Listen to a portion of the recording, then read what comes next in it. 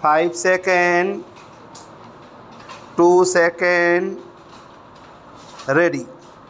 The Planning Commission has repeatedly emphasized in its sixth plan report the importance of ensuring that the backward classes get adequate benefit from the general progress and that the special programs financed from plan provision should not be used as substitute for the measures necessary to enable these classes to get due advantage from the general progress.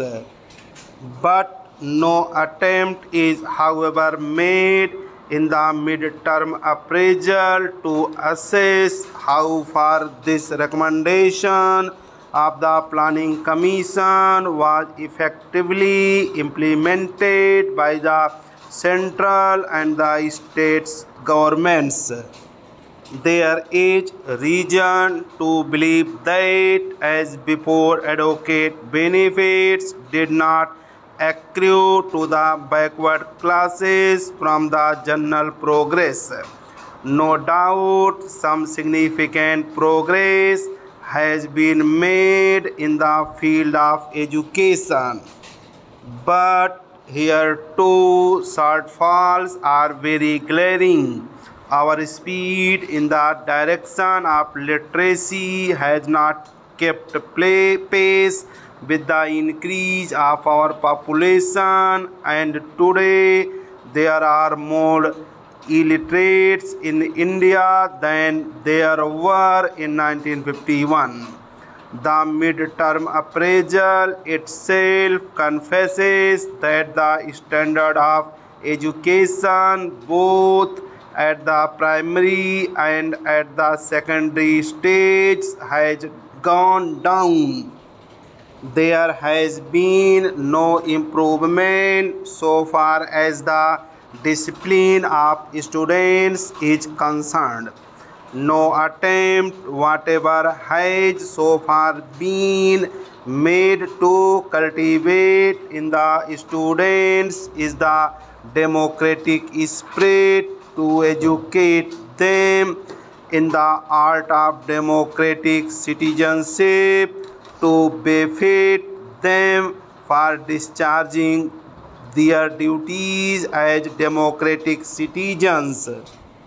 Despite the recommendations of the Radha Krishna University Education Commission and of the Modular Secondary Education Commission, the social ideals of education are yet to be determined by this government, and attempts are yet to be made to reorientate our educational system on the basis of those social ideals.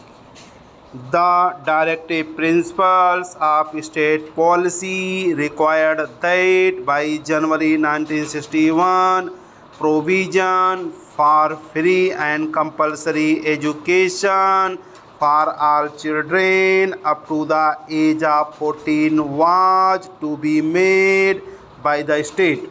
I do not know if even by the end of 7th 5-year plan it would be possible for us to provide free and compulsory education to all children up to the age of 14. It is but obvious that in the last 2 years we have not made any significant progress in achieving the social objectives of the Constitution laid down in the directive principles. It might be maintained that I have enlarged the scope of the special objectives. The Planning Commission had no business to limit the scope of the social objectives of the Constitution. It has only to implement the directives for the state. Secondly, I wish to point out that in the sixth five-year plan, special attention was invited to these objectives. First, as citizens, men and women equally have the right to adequate means of livelihood. Second, the ownership and control of the material resources of the community are so distributed as best to subserve the common good.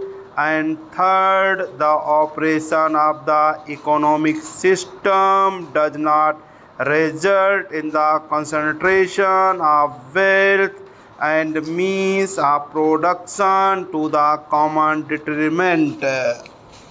I beg to submit, Madam, that no progress whatever has been made, even in regard to these three social objectives chosen by the Planning Commission for its special consideration in the sixth five-year plan report.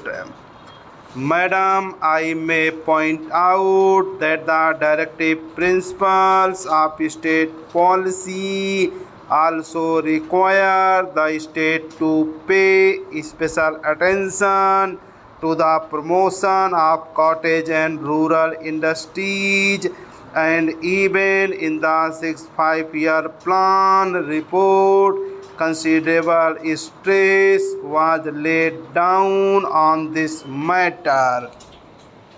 But have we really made any significant achievement even in this matter? The midterm appraisal confesses that there has been a certain decline in the production of gur and khandasi and vegetable oils. In great many other village industries, relatively a marginal increase is reported.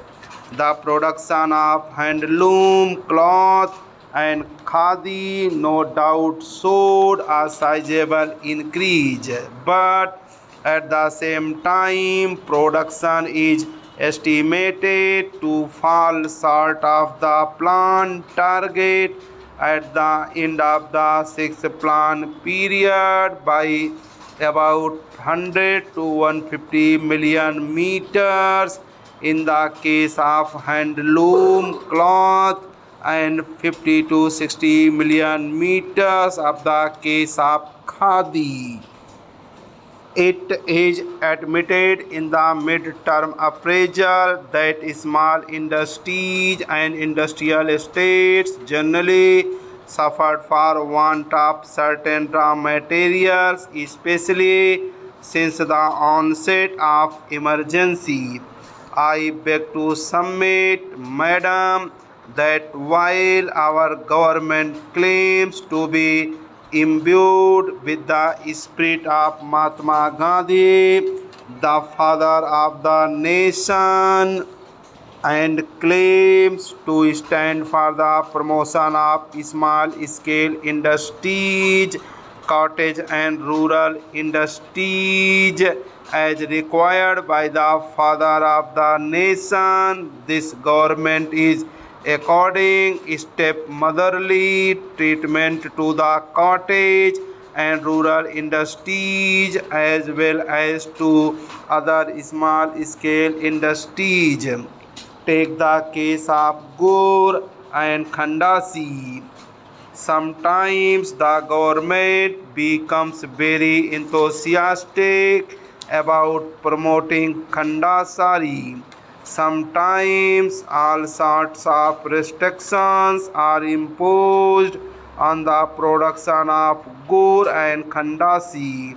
The Defense of India rules were used to regulate the supply of sugarcane for producing gur and khandasi.